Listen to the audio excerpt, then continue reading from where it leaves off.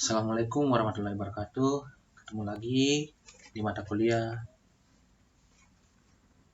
pekerja sosial di tempat kerja. Kali ini kita akan membahas tentang burnout. Mungkin rekan-rekan pernah mendengar istilah ini.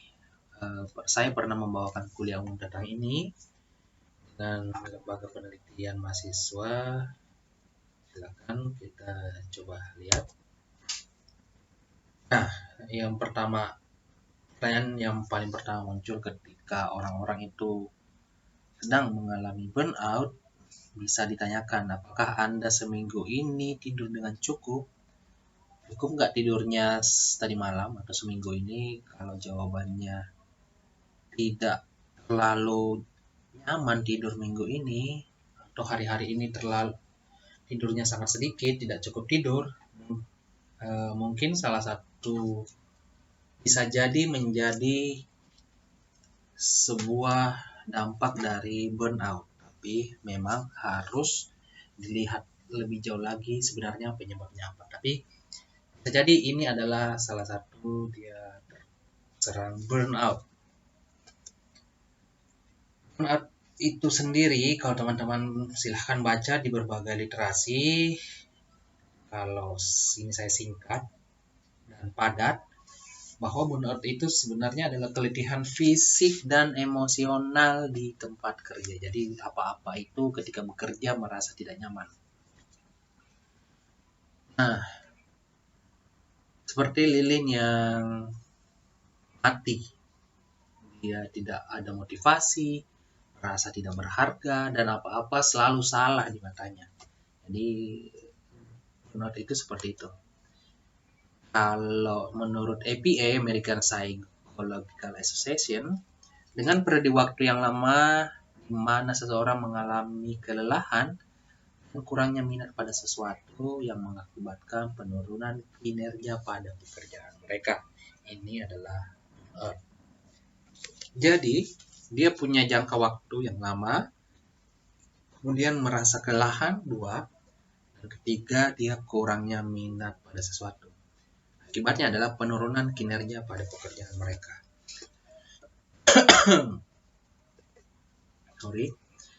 Nah, kalau menurut saya sendiri, definisi personal burnout itu adalah segala hal itu buat melelah, tidak peduli dengan apapun, semua terasa menyebalkan. Burnout itu bahasa ringannya seperti itu. Salah satu profesi yang paling sering dan memiliki kerentanan terserang burnout adalah pekerja sosial. Selain misalnya perawat atau dokter, guru, atau profesi pertolongan lainnya lah, itu kebanyakan terserang burnout. Tentu jangan khawatir karena ini bukan misalnya kalau terserang oleh pada seorang pekerja, bukan hanya dia yang pernah mengalami itu, dicoba ditenangkan karena bukan hanya dia, yakinkan bahwa bukan hanya dia yang pernah mengalami, tapi banyak orang yang pernah mengalami. Ini bisa dilihat ketika burnout itu analoginya hubungan dengan pasangan. Kalau saya sih lihatnya, analogi terbaik untuk menilai burnout itu dengan pasangan sendiri, hubungan dengan pasangan, karena dengan pasangan itu ada kalanya mengalami hal-hal yang kita sedang pengen sendiri dan tidak menginginkan dia, misalnya seperti itu gambarannya. Padahal kan ini pasangan, harusnya idealnya selamanya dia harus merasa baik-baik saja, tapi pada faktanya, nyatanya dia tidak seperti itu, sehingga ada fase-fase di mana mereka saling marahan atau saling tidak ingin mengetahui satu sama lain, atau sedang jenuh lah pasangannya, sedang jenuh kayak gitu. Nah, ada roadmapnya perjalanan burnout itu sendiri dari permulaan sampai bagaimana mereka orang-orang mengalami burnout. Yang pertama, rekan-rekan, ada pekerja yang teladannya sampai melebihi 100%, 110% lah kita anggap. Dia ingin melakukan semuanya karena dia menganggap dia bisa, berikan dia lebih, saya bisa melakukan segalanya. Dan itu dilakukan secara konstan. Sehingga pada akhirnya dia merasa stres sendiri, frustasi, lelah dengan pekerjaannya, tidak puas dengan pekerjaannya karena banyak kan. Kalau sedikit bisa kita hitung sebagai capaian yang maksimal, tapi kalau banyak semuanya dimaksimalin itu agak sulit juga karena kita kan manusia biasa bukan robot. Kemudian dia mudah marah, kemudian mulai apatis sama semua hal yang ada di kantor, di rumah misalnya. Dan dia mengalami burnout. Dan dari burnout itu dia mengalami emosi dan gangguan fisik dan gangguan emosi seperti itu. Jadi sebaiknya kalau dilihat dari akar permasalahannya adalah kalau orang tidak ingin mengalami burnout harus setidaknya santai-santai aja, lakukan tugas dan tanggung jawab apa yang diberikan, tidak usah menjadi hero buat orang lain, karena sebenarnya pekerjaan itu bisa dilakukan bersama-sama, bukan individualis. Mungkin di akar permasalahannya di sini, sehingga mengalir kemana-mana terjadi burnout. Dari Gary Puleo, dia melakukan analisis atau penelitian 10 alasan organisasi atau sebuah lembaga atau kantor itu menciptakan sebuah burnout. Ternyata bukan karena, kalau kita lihat tadi pada dasarnya ternyata bukan pekerja teladan ini. Kalau pekerja teladan ini kita lihat dia ada di sini, work overload. Nah, yang paling mempengaruhi, yang secara tidak langsung mempengaruhi, karena kalau overload ini secara langsung, tapi yang paling pertama yang perlu diperhatikan adalah kepemimpinan dari lembaga tersebut. Kalau kepemimpinannya tidak terlalu baik, sehingga misalnya dia membebankan banyak pekerjaan kepada satu pekerjanya karena dinilai memiliki kinerja yang baik, memiliki kemampuan yang baik sehingga semua pekerjaan atau rata-rata pekerjaan diberikan kepada dia, ini bisa menjadikan stafnya menjadi burnout. Kemudian ada kurangnya perawatan diri pada staff, atau misalnya kurang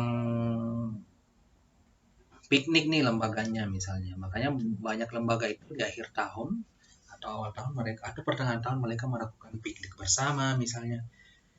Ini adalah upaya-upaya sehingga orang-orang atau staf-staf yang ada di dalam tidak jadi burnout atau tidak stres sehingga butuh piknik misalnya. Di dalamnya ada politik, yang jadi lembaganya tidak sehat karena ada sabotase satu sama lain, politik satu sama lain, kemampuan staf yang tidak mumpuni, dan lain-lain yang bisa dilihat.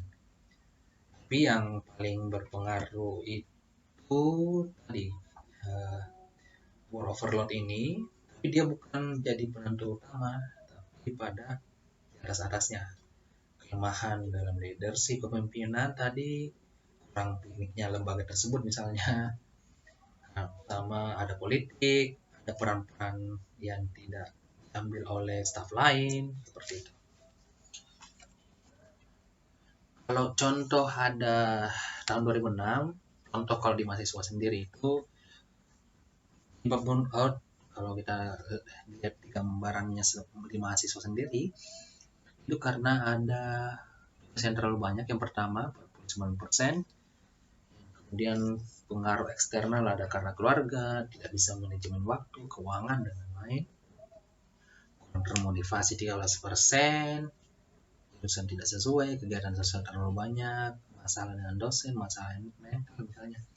Tapi di sini kita lihat tugas mahasiswa jangan terlalu banyak sehingga mereka burn out.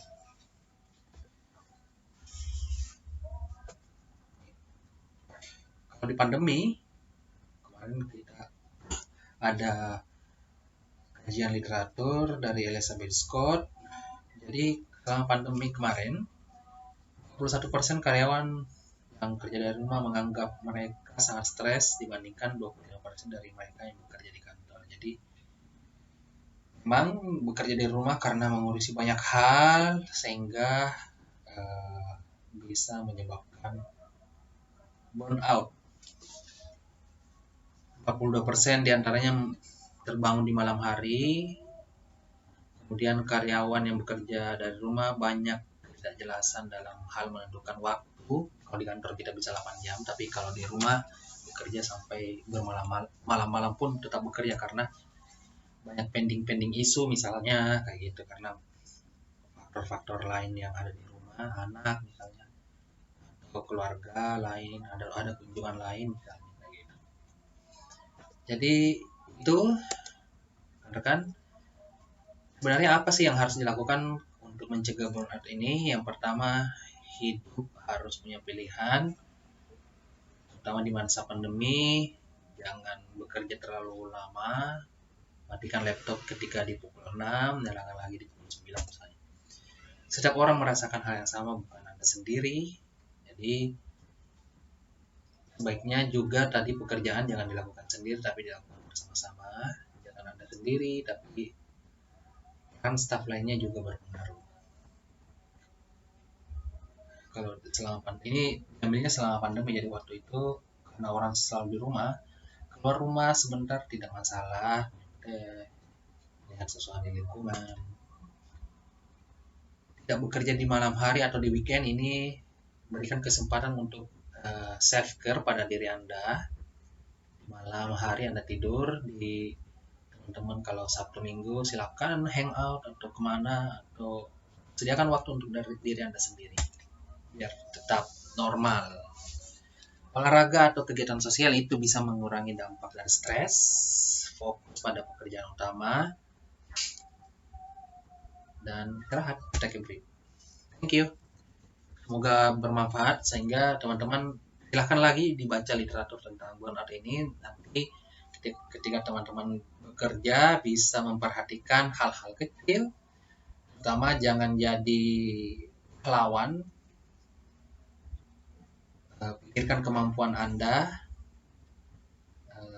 apakah bisa menghandle sebuah pekerjaan yang banyak misalnya. Jadi Anda punya batasnya seperti itu. Jadi sehingga bisa mengurangi dampak dari burnout. Terima kasih, semoga bermanfaat. Sampai jumpa.